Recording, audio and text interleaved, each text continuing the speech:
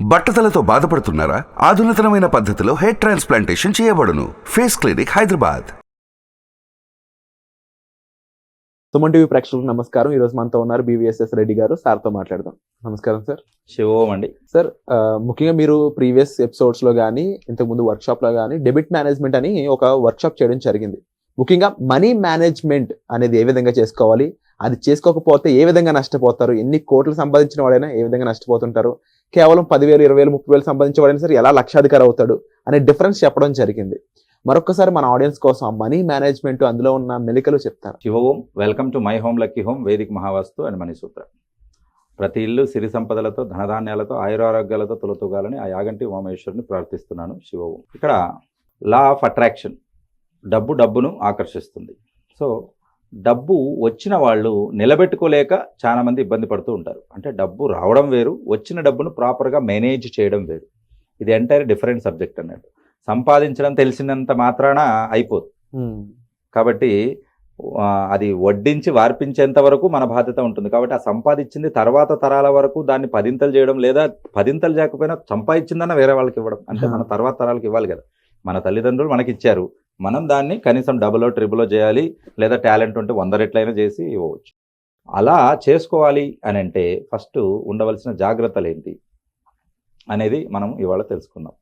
ఇక్కడ మీకు ఒక చిన్న ఉదాహరణ చెప్తాను. కౌన్ బనేగా కరోడ్పతి, KBC అనేది ఏదైతే ప్రోగ్రాము అమితాబ్ బచ్చన్ గారు స్టార్ట్ చేశారో ఆ టైంలో కల్లా నేను చెప్పిన మనీ మేనేజ్మెంట్ అనేది సరిగా చేయలేక మైనస్ ఒక 50 కోట్ల అప్పుల్లోకి వెళ్ళిపోయారు అమితాబ్ బచ్చన్ గారు. ఎప్పుడు అది?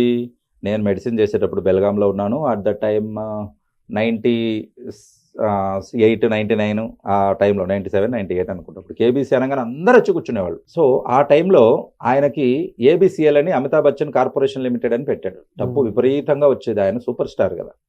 కాబట్టి అసలు ఆసియా ఖండంలోనే అంత డబ్బు, అంత పేరు సంపాదించాడు, అంత క్రేజ్ కూడా సంపాదించాడు. కానీ సంపాదించిందంతా ABCL అనేది పెట్టి పోగొట్టుకున్నాడు. నెంబర్ 1 మనం ఏం నేర్చుకోవాలనంటే, యాక్టింగ్లో నువ్వు బెస్ట్ అన్నప్పుడు యాక్టింగ్ మీదే ఫోకస్ పెట్టాలి. ప్రొడక్షను, తర్వాత distribution, film making, this are all entire difference. మీరు బాగా చూడండి. మీరు బాహుబలి తీసిన డైరెక్టరు వరల్డ్లోనే బెస్ట్. నన్ను అడుగుతుంటే జేమ్స్ కెమెరూన్ కన్నా నేను ఇదన్నే అంటాను. ఎందుకనంటే జేమ్స్ కెమెరూన్ గ్రాఫిక్స్తో చూపిస్తున్నాడు, ఆయన మైండ్లో ముందు పిక్చర్ రెడీ చేసుకుంటాడు. అసలు సామ్రాజ్యం అనేది ఎలా ఉండాలి, వాటికి మంచి మంచి పేర్లు, శివగామి అని, బాహుబలి అని, ఆ పేర్లు చూడంగానే ఒక రకమైన వైబ్రేషన్ వస్తుంది. మనం ఎక్కడో పురాణాల్లోకి వెళ్ళిపోయామని అనిపిస్తుంది. అదంతా మైండ్లో ఊహించుకునే శక్తి మనకు వచ్చింది. ఆయన ఎక్కడైనా యాక్టింగ్ చేశారా?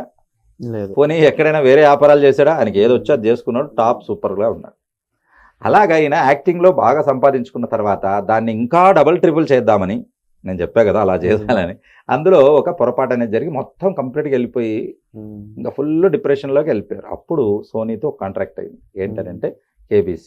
అందులో ఆయన ఒక యాంకర్గా, యాక్టర్గా రాలేదు, ఒక పార్ట్నర్గా వచ్చారు. Is not an anchor. KBC is the partner అన్నట్టు. ఆ పార్ట్నర్తో వచ్చిన కాన్సెప్ట్ హిట్ అయ్యాక ఆయన అప్పులన్నీ పోయి మంచి పొజిషన్కి వెళ్ళి మళ్ళీ ముందున్న పూర్వస్థాయికి చేరుకోగలిగాడు కౌన్ బనేగా కరోడ్పతి.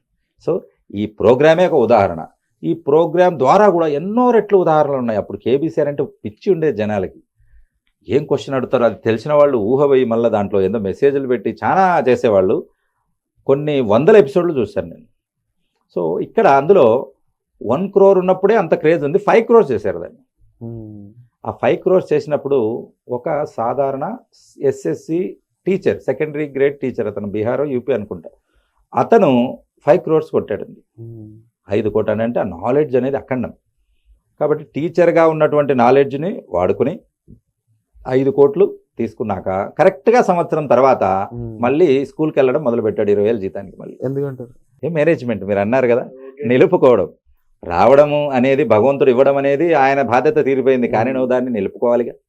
నిలుపుకోవాలనంటే ఎక్కడిదెక్కడ లాక్ చేసి పెట్టుకోవాలి, లేదా దాన్ని మంచి పెట్టుబడి పెట్టి డబుల్ ట్రిపుల్ చేసుకోవాలి. ఇక్కడ తనేం చేశాడనంటే, ఎప్పుడైతే డబ్బులు రాగానే ఈజ్ బికమ్ ఏ సెలబ్రిటీ. ఏమయ్యాడైనా ఒక సెలబ్రిటీ అయ్యాడు. పేపర్లు టీవీల్లో ఆయన పేరు చెప్పడం చేయడం అనగానే కొంచెం ఛాతి ఒక 2 ఇంచులు పెరగంగానే బయట క్యూ నిలబడి ఉంటారు. ఎవరు? ధర్మాలు దానాలు దానికోసం. నేను చేయమని తప్పడం అనడం లేదు, నీకున్న దాంట్లో 10% చేయమని ఇప్పటికైనా చెప్తాను, ఇప్పటికీ చెప్తాను, నేను కూడా అదే చేస్తాను. కానీ ఈయన 90% చేయడం మొదలుపెట్టారు. ఉన్నదంతా ఇచ్చేయడం, అడిగిన వాళ్ళకందరూ ఇచ్చేయడం, కొన్ని రాంగ్ పెట్టుబడులు పెట్టడం. ఇందాక అన్నాను కదా, అమితాబ్ బచ్చన్ గారు ఏదైతే తప్పు చేశారో ఇక్కడ కూడా తెలుగు ఫిలిం ఇండస్ట్రీలో చాలా మంది చేతులు కాల్చుకున్నారు సినిమాలు తీసి. కాబట్టి అలా తీసి రోడ్డు మీదకి వచ్చిన వాళ్ళు కూడా ఉన్నారు. కాబట్టి తనకు సంబంధం లేని విషయాల్లో పెట్టడం, వేరే వాళ్ళ చేతిలో మోసపోవడం అంటే డబ్బు సంపాదించేంత వరకు తెలివి ఉంటే సరిపోదు, వాటిని కాపాడుకునే తెలివి ఉండాలి, వాటిని డబుల్ ట్రిపుల్ చేసుకునే తెలివి ఉండాలి, ఆఖరికి ఉన్నదన్నా వేరే వాళ్ళకి ఇచ్చే తెలివి ఉండాలి. దాన్ని పోగొట్టుకోకూడదు అంటాం కదా. తల్లిదండ్రులు సంపాదించిన ఆస్తులు పోగొట్టుకోకుండా ఉంటే మీరు తెలంగాణలో పుట్టి ఉంటే ఈ పాటికి మీ దగ్గర 10 కోట్లు ఉంటాయి. ఎందుకంటే ఎకరా 2 కోట్లు ఈజీగా ఉంటుంది. కానీ అది మీరు మీ తాగుడుకో లేకపోతే ఫ్రెండ్షిప్కో పండగలకో దావతులకో మీరు అమ్ముకొని ఉంటే ఇంకా మీకన్నా దరిద్రుడు ఇంకొకటి ఉండదు.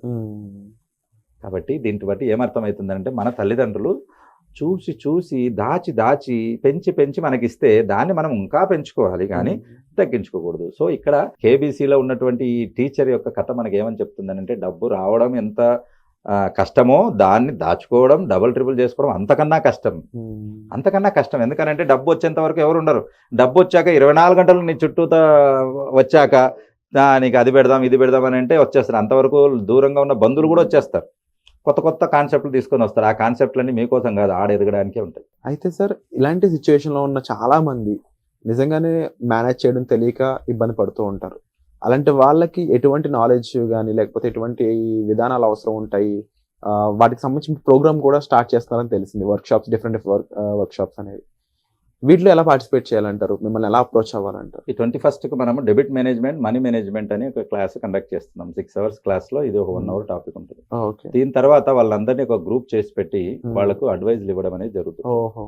సో ఇప్పుడు ప్రధానమైనటువంటి ఏంటంటే ప్రపంచం మొత్తం మీద ఉన్నటువంటి ఏంటంటే మెంటర్షిప్ అనేది ప్రధానం. అందరికీ ఏదో ఐడియా ఉంది, ఏదో చేయాలి, కానీ ఎలా చేయాలో తెలియదు.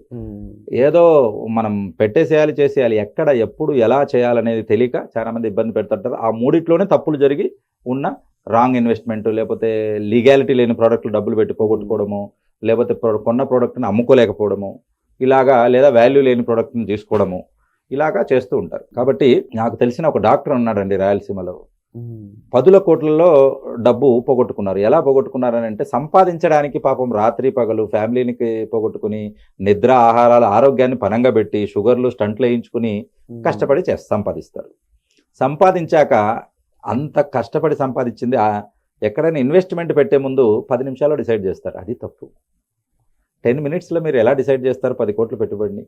కనీసం ఒక నెల ఉండాలి స్టడీ. ఎక్కడైనా మనం పెడుతున్నాం, దీని ఫ్యూచర్ ఏంటి, ఇంతవరకు ఇటువంటివి ఎలా సక్సెస్ అయ్యాయా, ఫ్యూచర్ ఎలా ఉంటుంది, ఒక 10 ఏళ్ల తర్వాత ఈ ప్రోడక్ట్కు డిమాండ్ ఉంటుందా, మనం తీసుకునే సైట్ లీగాలిటీగా ఉందా లేదా, ఇవన్నీ ఏమి చూడరు, టక్కని పెట్టేస్తారు. అందరూ చేసే ప్రధానమైన తప్పు ఇదే.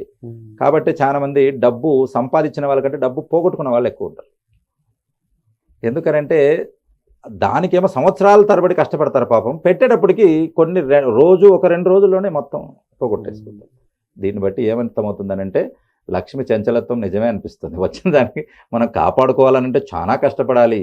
ప్లస్ వాటిని మనము ఒకదాంట్లోంచి ఒకదాంట్లోకి మనం చర్నింగ్ చేస్తూ ఉండాలి. అలా చేస్తూ ఉన్నప్పుడే అవి వస్తూ ఉంటుంది. కాబట్టి మీకు మ్యూచువల్ ఫండ్స్ ఐడియా చూసే ఉంటారు, 5 గుడ్లు ఒకటే దాంట్లో పెట్టుకుంటే డిఫరెంట్ పెట్టండి, ఒకటి మురిగిపోయినా మిగతా వస్తాయని చూపిస్తారు. అలాగే మీ పెట్టుబడిని కూడా కొన్ని పార్ట్స్గా చేయాలి. అంతా ఒకటే చోట పెట్టారనుకోండి, వస్తే జాక్పాట్ వస్తుంది, లేకపోతే మొత్తం పోతుంది. అది రిస్క్. ఎందుకనంటే మీకు 50-50 ఛాన్సెస్ ఉంటాయి, అక్కడ రావచ్చు రాకపోవచ్చు. ఎందుకంటే ఫ్యూచర్ను మనము అసెస్ చేయగలుగుతాం కానీ ఒక ఒక క్యాల్కులేషన్ తీసుకొని కాగలుగుతాము, ఫ్యూచర్కి వెళ్ళి చూడగలుగుతామా? కాబట్టి అలా చూసింటే కరోనాతో ఇంతమంది ఇబ్బంది పడేవాళ్ళు కాదు. కాబట్టి మనం ఏం చేయాలని అంటే ఆ అజంప్షన్స్ అవి తీసుకుని ఈ ఫ్యూచర్లో ఇట్టుంటుంది, మన దగ్గర ఉన్న ఒక 100లో ఒక 10 రూపాయలు ఇందులో పెడదాం, ఒక 10 రూపాయలు ఇందులో పెడదాం, మన దగ్గర ఎమర్జెన్సీకి ఒక 10-20 రూపాయలు ఉంచుకుందాం. ఇలాంటి క్యాల్కులేషన్స్ మీకు అన్నీ కూడా డెబిట్ మేనేజ్మెంట్లో వస్తాయి. ఇంకొకటి నేను గొప్పగా చెప్పగలిగింది ఏంటంటే చాలామంది కోట్ల రూపాయలు వడ్డీలు కట్టారు, లక్షల రూపాయలు అప్పుకు, 40-50 లక్షల అప్పుకి 1 కోటి రూపాయలు వడ్డీ కట్టి లాస్ట్కి మళ్ళీ అప్పు అలాగే మిగిలి ఆస్తులు అమ్ముకొని క్లియర్ చేసిన వాళ్ళు చాలా మంది ఉంటారు. అని అంటే అప్పు ఎప్పుడు క్లియర్ చేయాలి, ఎలా క్లియర్ చేయాలన్నది కూడా ఒక ట్యాక్ట్ అనేది ఉంటుంది, ఒక మెథడాలజీ అనేది ఉంటుంది, దానికి ఒక పద్ధతి అనేది ఉంటుంది. కాబట్టి ఇది క్యాల్కులేషన్స్ తెలియక మీరు జీవితాంతం సంపాదించిందంతా ఎదుటోడు కూర్చొని వడ్డీ తినడానికి కట్టేస్తుంటారు. ఇది చాలా తప్పు. అది కరెక్ట్ కూడా కాదు. ఎందుకంటే నీ శ్రమ, నీ కష్టము నీ పిల్లలకు నీకు ఉపయోగపడాలి. ఎదుటివాడు ఎక్కడో కూర్చొని చిన్న క్యాష్ అనేది ఒక్కటి పని పెట్టుకొని మీ దాన్ని తినడానికి లేదన్నట్టు. సో మీరు దాని నుంచి కూడా బయటపడాలి. షార్ట్ మూమెంట్లో తక్కువ టైంలో మీరు ఈ డెబిట్స్ అనే ఊబి లాంటిది, అది ఒకదానికోటి ఒక పెద్ద గుంత, దాని గురించి ఇంకో గుంత ఇలాగా అందులోనే ఉంటూ ఉంటారు. వాటి నుంచి బయటపడాలని అంటే ద బెస్ట్ టిప్స్ అనేది మనం ఆ గ్రూప్లో క్రియేట్ చేసిన వాళ్ళకి ఇవ్వడం జరుగుతుందండి. సో 21st నేను కండక్ట్ చేయబోయే క్లాస్లో మీరు జాయిన్ అవ్వండి. ఈ డెబిట్ మేనేజ్మెంట్ అలాగే మనీ మేనేజ్మెంట్ టిప్స్ తెలుసుకోండి. Shiva wonderful sir, and thank you so much for the information sir. So ఇలాంటి విషయాలు మర్చిపోకూడదు, తప్పకుండా మీరు గుర్తుపెట్టుకోవాలి అండ్ లైఫ్ లాంగ్ వీటిని మీరు యూస్ చేసుకోవాలి. అయితే దీనికి సంబంధించి మీరు కేవలం బీవీఎస్ రెడ్డి గారు సార్తో మీరు ట్రావెల్ చేసినట్లయితే వీటన్నిటికీ కూడా మీకు ఆన్సర్లు దొరుకుతాయి. కాబట్టి ఈ ట్రావెల్ అయితే మీరు మిస్ అవ్వద్దు. దానికోసం మంచి కొలాబరేషన్ వర్క్షాప్ అయితే సార్ క్రియేట్ చేయడం జరిగింది. మీరు ఇందులో పార్టిసిపేట్ చేసి ఇందులో ఒక భాగం అవ్వాలని మనస్ఫూర్తిగా కోరుకుంటున్నాను. Thank you so much sir. శివోమన్. సుమన్ టీవీలో మీ పర్సనల్ అండ్ బిజినెస్ ప్రమోషన్స్ కోసం కింది నెంబర్కి కాంటాక్ట్ చేయండి.